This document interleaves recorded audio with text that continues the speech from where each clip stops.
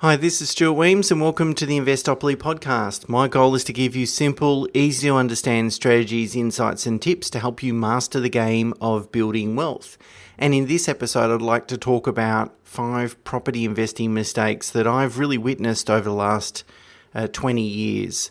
I guess one of the most interesting things that I do on a daily basis is meet investors, and I reckon I've literally met tens of thousands of investors over the last 20 years. And that's good because it provides me with an opportunity to reflect on past investment decision making with the benefit of hindsight. And I notice that there's really some common themes. You know, when investors have invested in property and it hasn't worked out very well for them, it tends to be only due to one of kind of a handful of mistakes. And so what I wanted to do is share the top 5 mistakes that I witnessed, and then also talk about, how can you go about avoiding making those mistakes. And if you can avoid all of these 5 mistakes, I think you're putting yourself well in front in order to do very well from investing in property, particularly residential property. I think it's important to point out that mistakes don't occur as a result of random bad luck. In fact, I think all financial mistakes are avoidable from the outset. And the reason is because typically the investor's done something fundamentally wrong. And therefore, if you follow an evidence-based approach, you really do then reduce dramatically the chances of making one of those mistakes. So, for example, if you're investing in the share market and you're trying to pick speculative shares that are going to give you 100% returns over the next 12 months, and you have a look back and say, okay, well, how successful has this strategy been for, most investors? I think you'll find that the evidence is pretty weak. I think you'll find that the evidence shows that virtually no investors, around the world have been able to do that consistently well over many years and decades, periods of time. So, therefore, you could probably then conclude, well, I won't do the speculative share investing because it doesn't really work. So again, I can kind of point to, why, with these 5 mistakes, I can kind of point to why are they mistakes, where's the evidence, and then where's the evidence that if you do A, B, or C, or D, that, you'll mitigate making that mistake. The other thing I should point out is that I'm completely independent, that I'm not trying to invent these mistakes. And that the solution is engage my services. In fact, it's not for all 5 of these particular mistakes. It's in fact, if it's anything, engage other people's services, not mine. So again, as someone that's completely independent, I'm looking at it from the investor's point of view. I'm putting myself in their shoes and looking back and saying, well, if we had our time again, what would have we done differently? Where was the mistake? And let's not repeat that mistake. And, it's one of the benefits of after 20 years, I can meet investors and they can benefit from the fact that I've been around for 20 years and I've seen a lot of the good but a lot more bad and help them avoid repeating those same mistakes. Okay, so without further delay, let's get into it. And the first mistake is using a buyer's agent to buy property outside of their domicile state. So, for example, engaging a buyer's agent that lives and operates their business in Sydney and they go and buy a property for you in Perth or Brisbane or something like that. I think that's a big mistake. And it's something that's actually only started to occur over the last sort of 5 to 7 years. Prior to that, most buyer's agents really did operate in a certain geographical segment when they were on the ground and so forth. So this is a relatively new mistake. And the reason why it's a mistake is that selecting a investment grade property is part art and part science. The science bit is all the objective considerations, locality, land size, valuation, land to building ratio, zoning restrictions, ability to develop the property, past growth, demographics in the area, although some of those demographics can be lagging indicators rather than leading indicators. All those sorts of it's really the data, if you like. Now, the data you and I can do, if we've got the time, and certainly once we sort of upskill ourselves just a little bit, most of us could really objectively look at the data and try and understand it. And whether that's a property that's around the corner or whether it's a property that's 1,000 kilometres away doesn't really matter. So that's one part of the analysis that's important. But really the reason why I'm engaging a buyer's agent is their experience. And in particular, their experience in a particular geographical location. You want that local area knowledge. Things like, we buy on the north side of the street, but the southern side of the street just underperforms for whatever reason.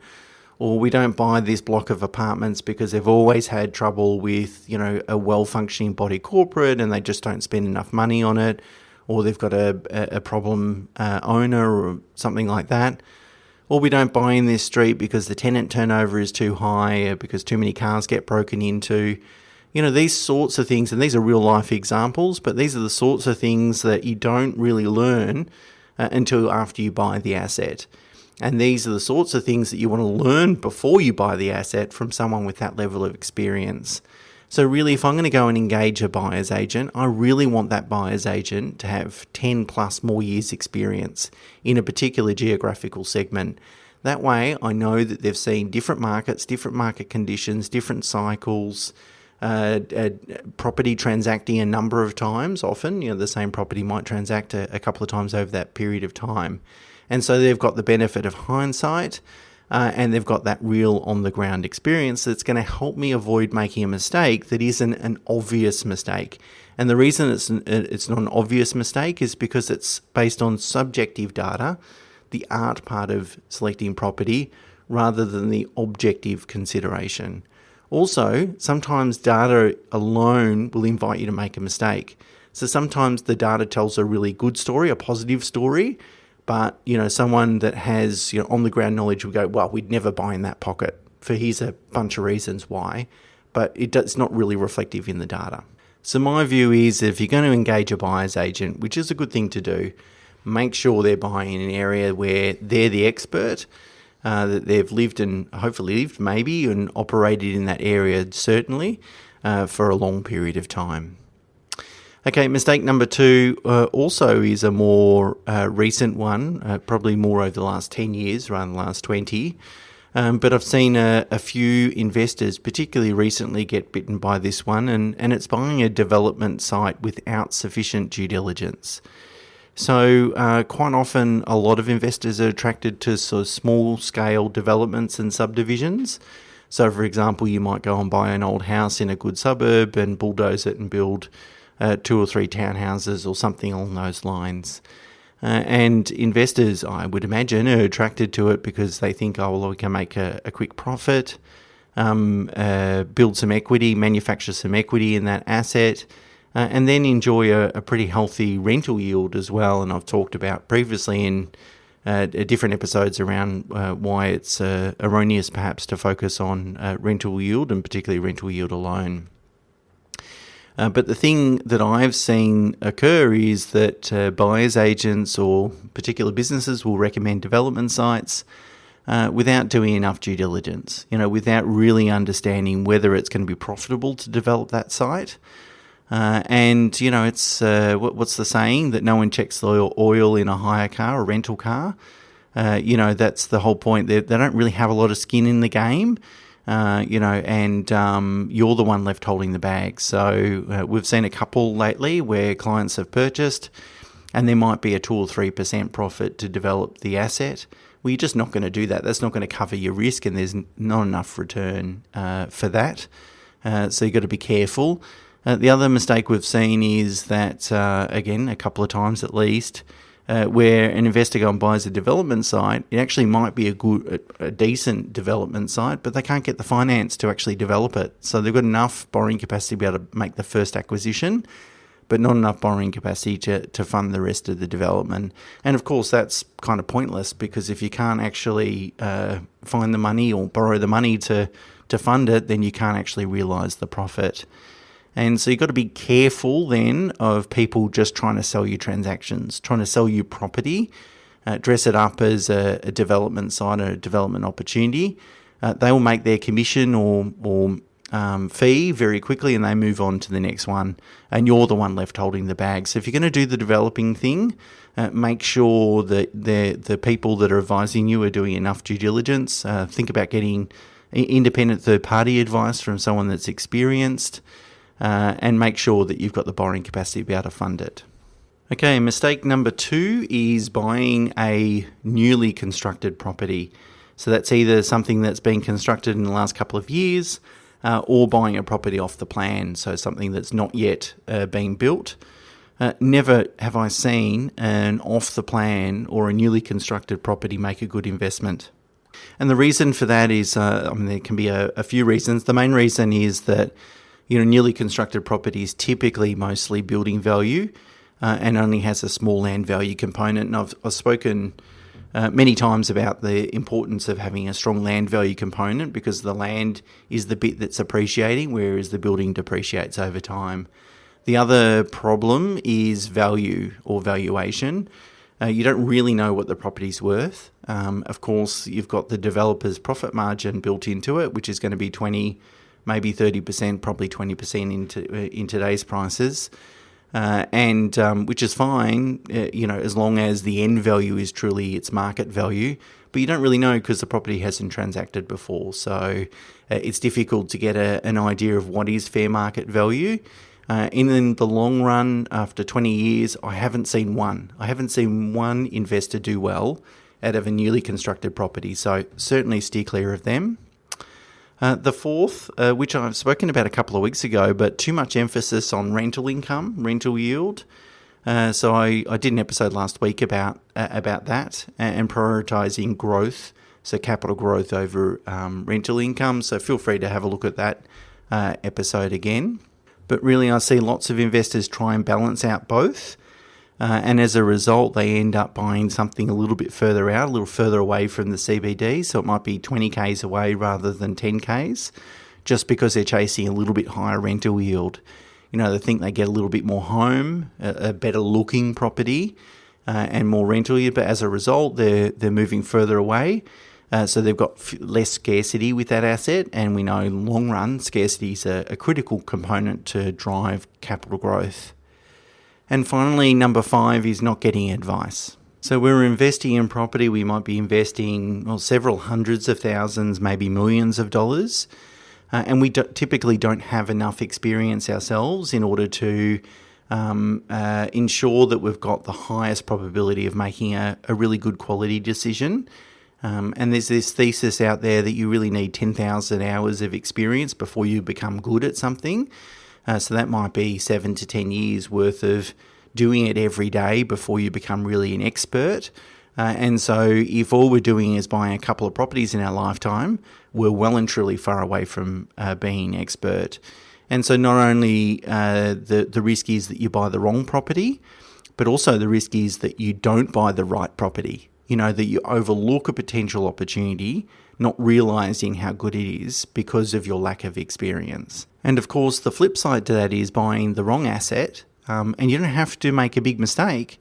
Even a 1% differential in capital growth rate over 30 years will equate to 30% difference in value. So like a small error here, is in over 3 decades is going to cost you a lot of money. So my thesis is that you should take every possible reasonable step to increase the probability of buying the best possible asset that your budget can afford, an asset that has the highest probability of generating the highest capital growth rate over the next 20 to 30 years. And I think the best way to do that is to get advice. Get independent advice from someone that you trust, someone that has lots of experience in that particular geographical market.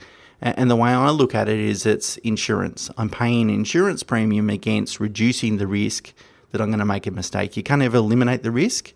Nothing is guaranteed, but you can certainly reduce it significantly. And if we think about, the cost of a buyer's agent compared to the differential in growth rate, so if a 1% higher growth rate equals 30% more equity in 30 years' time, then arguably there's an 8,000% return on paying for a buyer's agent. So in the short term, it stings a bit because it's expensive, but in the long run, we'll look back and go, well, that was probably the best investment we've made. Okay, so if we sum up the 5 mistakes that I've witnessed, the first one is not using a buyer's agent to buy property outside their domicile state. Don't buy a development site without really good due diligence. Don't buy anything new or anything off the plan. Don't place too much emphasis on rental income, really focus on capital growth. And pay for advice. Get a second opinion at least to avoid making a mistake. This quote from Eleanor Roosevelt, I think, sums it up perfectly, and it is, learn from the mistakes of others. You can't live long enough to make them all yourself. And that's absolutely true, and particularly when it comes to investing, and investing in property in particular, because we're investing such a large amount in one transaction. Mistakes can be incredibly costly, and if you can learn from other people's mistakes, I think it goes a long way to maximising your success. And I hope sharing these mistakes that I've witnessed over the last 20 years has been useful to help you do that. Of course, if you enjoy the podcast, please share it amongst family, friends and colleagues if you think they're going to benefit from listening. And of course, I remind you, if you want to leave a rating wherever you're listening to the podcast, that would be much appreciated also. Until next week, bye for now.